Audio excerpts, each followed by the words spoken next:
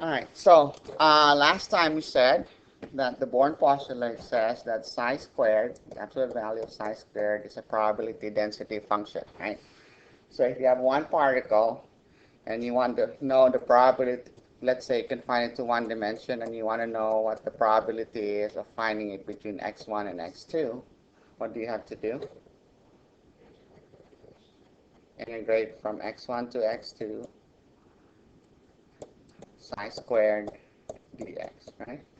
And so psi in this case will just be a function of x and time.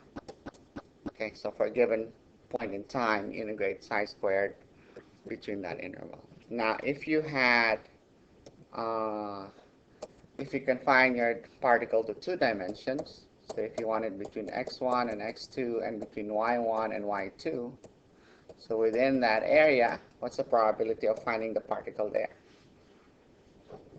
A double integral, you integrate psi squared with respect to x first or y first, doesn't matter, from x1 to x2 and then y1 to y2, okay, so dy. Now, if psi happens to be, if psi squared happens to be constant, what if it's constant? Then if you can pull this out of the integral, what would happen? Integral over dx would just be the length, right? So, you know, probability per unit length times the length would give you the total probability, which is going to be equal to, if you're, oh, I'm sorry, if you're going to confine it to just between x1 and x2, then it's just going to, the total probability is just going to be equal to 1, right? But if it can be anywhere, then that integral is going to be something less than 1, all right? Same thing here. If you're confining your particle to just this area right here, this integral is going to be equal to 1. But if it can be anywhere else, then that integral right there is going to be equal to a number less than 1, right? So, and if psi squared happens to be uniform, what's going to happen? What's the integral of dx from x1 to x2, integral of dy from y1 to y2? If I can pull this out of my integral, then it's going to be delta x times delta y. That's just the area. And you know that psi squared in this case is just probability per unit area. Right? So multiply by the total area, that gives you the total probability within that area. All right. Now, if you have a circular type of area, it's better to use polar coordinates, right? We said that instead of x and y, you can say that you can locate your point using the angle theta and the distance between the point from the origin. So we say x is r times cosine theta and y is r sine theta. And we said that the area, the integral, let's say if you want it in a circle of radius, let's say a, what would you have to do? Integrate,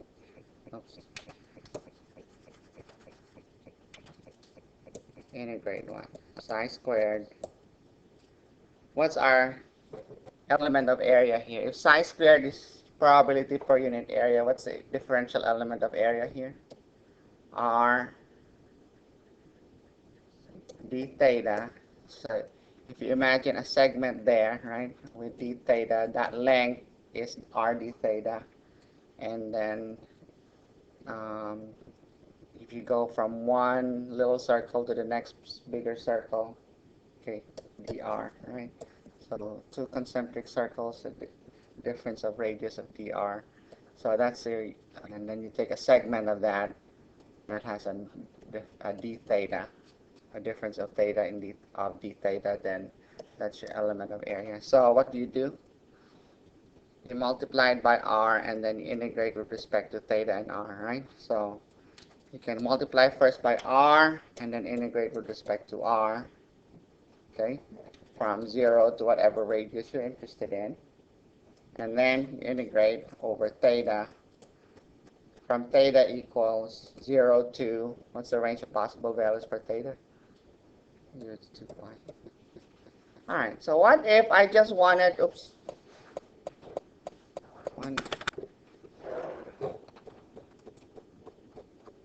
what if I just wanted to find the probability of finding it in the third quadrant? Okay, let's say I want a circle of radius A. Okay, so the radius of the circle is A, and I just want the probability of finding the particle there in the second quadrant, let's say. So,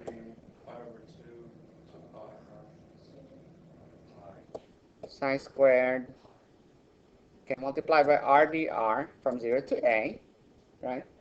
And then d theta is just going to be from pi over 2 pi. Okay?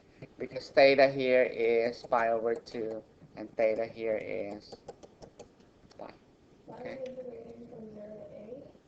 Because you still want to go from the origin up to that distance. All possible angles that have up from the origin up to the distance equal to the radius of this particular circle we're interested in. Now, this area is going to be equal to 1 if you're confining your particle to just that circle. But if your particle can be anywhere on that plane, then that area, this integral right here is going to be less than 1. Okay? All right. Now, if you're confining your particle to just on a circle, then your r is going to be constant, right? And so we talked about that too. And you have two choices there. You can have psi squared as probability per unit radian or probability per unit length. So it depends on what unit you're using for your psi squared. So if it's for a particle on a ring on a circle with a fixed radius r, so r is a constant, right? Then your integral would just be psi squared d theta from 0 to 2 pi is going to be equal to 1, right? If you're fixing your particle to be just on a circle. Okay? Or you can say integral from 0 to 2 pi r of psi squared r d theta. If in this case your psi squared would be what? Because this is just d length, right? This is just dl. Length of an arc is r times delta theta. So this will be probability per unit length. Psi squared is. Whereas this one is probability per radian. Okay.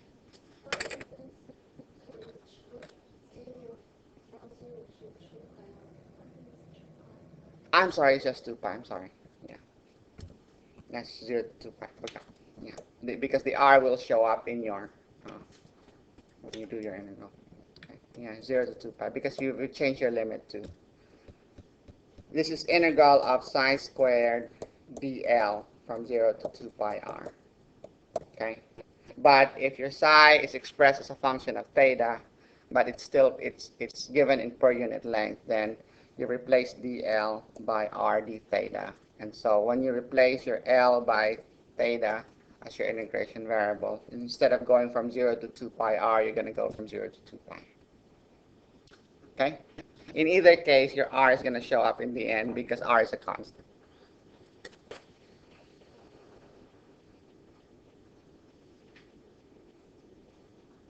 All right.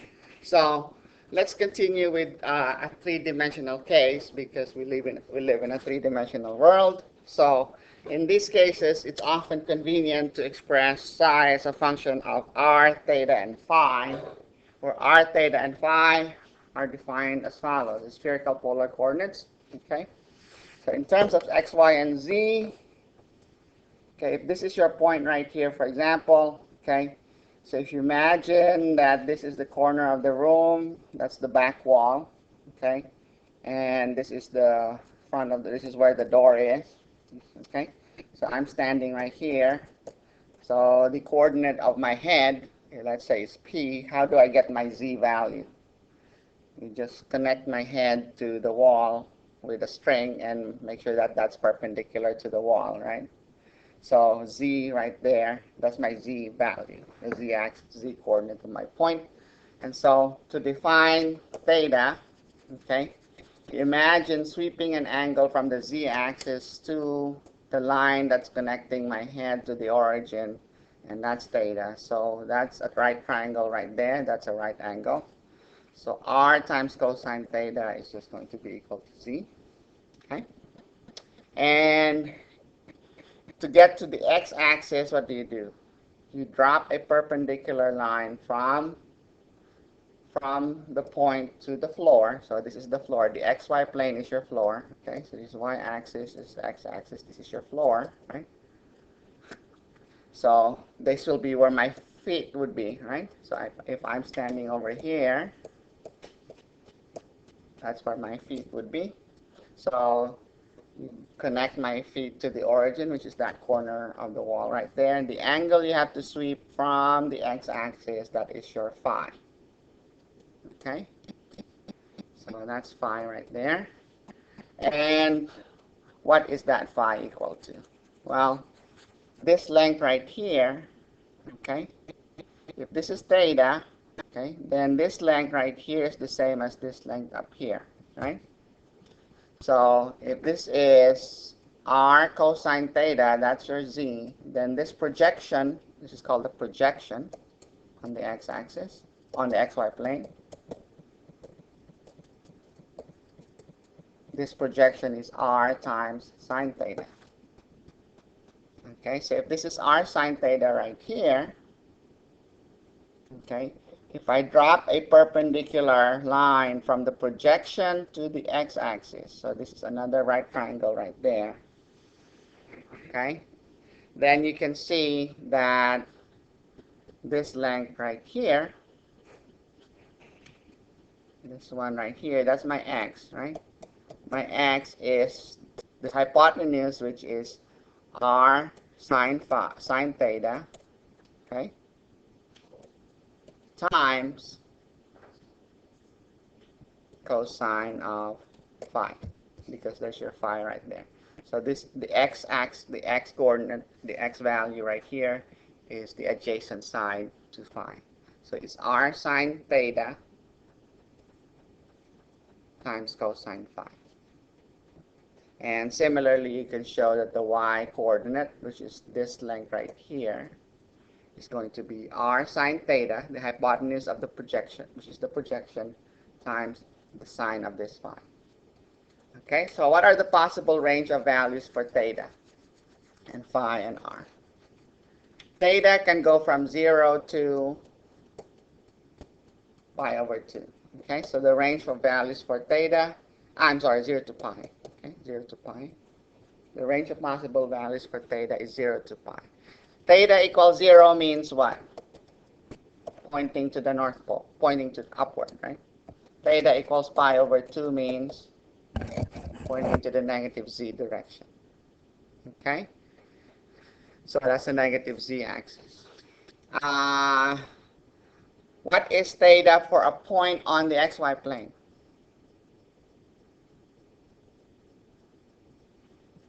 Look at it from the side.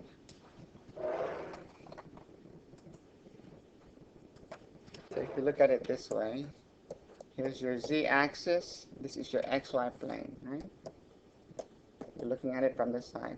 What is theta for any point on the xy plane? What angle does the z-axis make with the xy plane? 90 degrees. So theta is pi over 2. Okay? Any point on the negative z-axis, theta equals is equal to pi. Okay? Any point on the z-axis itself, theta for that point is going to be 0. Okay, so the range of values for theta is from 0 to pi. What's the range of values for phi? Phi can just go anywhere from 0 to 2 pi and around the xy plane. Okay, so the range of values for phi is 0 to 2 pi. And the range of values for r would be 0 to infinity. At the origin, r is 0, and infinitely far away from the origin, r is infinity. Okay? Now, the differential element of volume in this particular case, dx, dy, dz, the equivalence of dx, dy, dz in this case would be r squared dr sine theta d theta d phi. How do you get that? Let's go from one spherical shell to the next. The difference between those two would be what? Dr, right? So let's say go from here to here. That's dr difference. So let's take a sample there of your three-dimensional space. Okay. Now this is going to be a difference between the top one and the bottom one. So this difference right here is dr, right?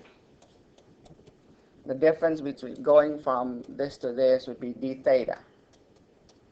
But that's a difference in the angle. What's the length of that?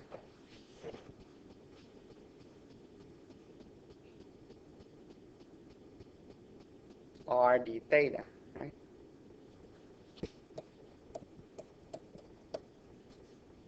You got it? That's the length of the arc.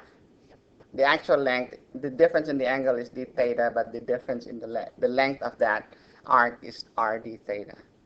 Okay, so you have an r d theta and an r dr. Where does the rest of this come from?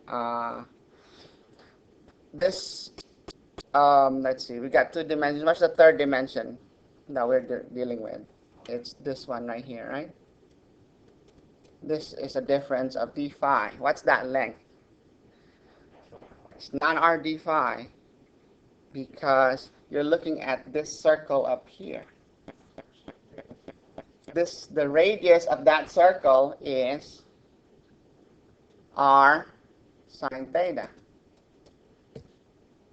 Okay, this length is along this circle over here, not this circle. Okay, so it's r sine theta d phi. So that differential element of volume you have is dr times r d theta times r sine theta d phi. So that gives you r squared dr sine theta d. So you have r squared, okay, dr sine theta, and then d theta d phi. Okay? So when you're integrating over all possible space, then you say, if you want to integrate over the entire volume, d tau, right? Then you have to integrate whatever psi squared you have. So I integrate psi squared d tau. Whatever psi squared you have, what you can do is you multiply it by r squared and integrate over r from r equals 0 to infinity. You get the result, which will still have the r dependence is going to go away, right? Because when you integrate with respect to r, the r disappears. So it might still be a function of theta and phi. So the result of that, what do you do? The result of that, you integrate this time. You multiply it by sine theta, and then integrate over theta. What's the range of values for theta? 0 to pi. And then the result of that will no longer have the r and the theta. It will just have a phi dependence. You integrate over phi from 0 to. Okay? So that's what you need to do in 3 dimensions. All right. So let's apply that to a couple of questions here. Write down the integral equal to the probability of finding a particle in a sphere of radius a. So what do we need to do? We need to integrate psi squared. Okay.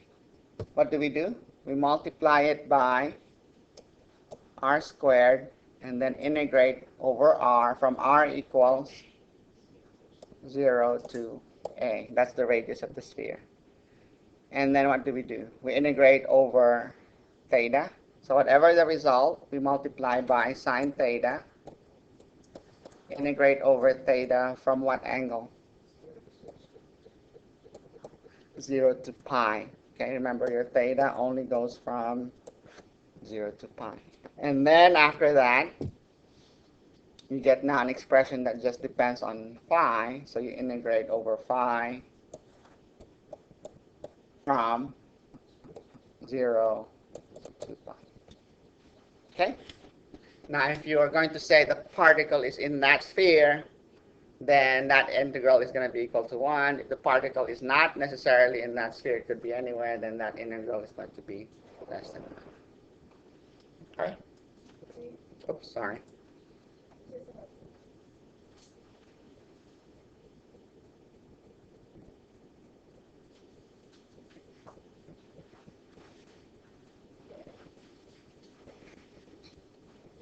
Got it? So what would be the integral of that's equal to the probability of finding the particle in a spherical dome above the xy plane of radius a? So if I have a xy plane right here, okay, so here's my x and there's my y, okay, and so this is radius a. So I have a circle, right? The bottom of the dome is a circle, correct?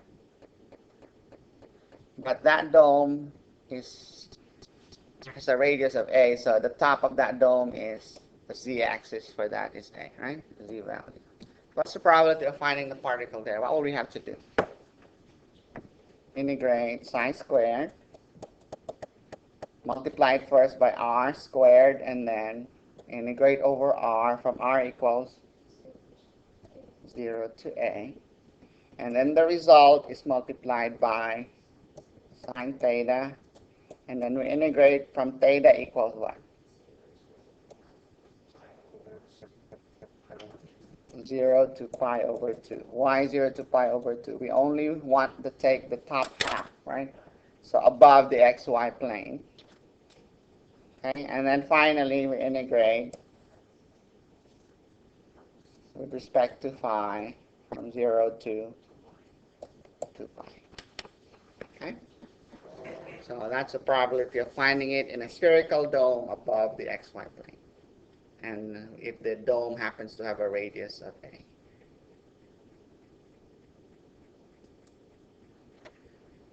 How about this one?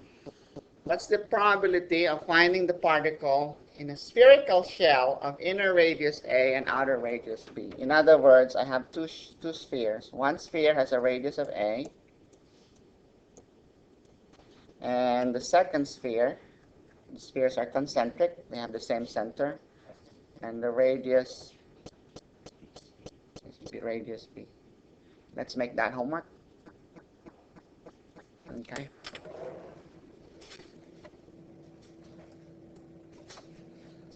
And some exercises from Atkins.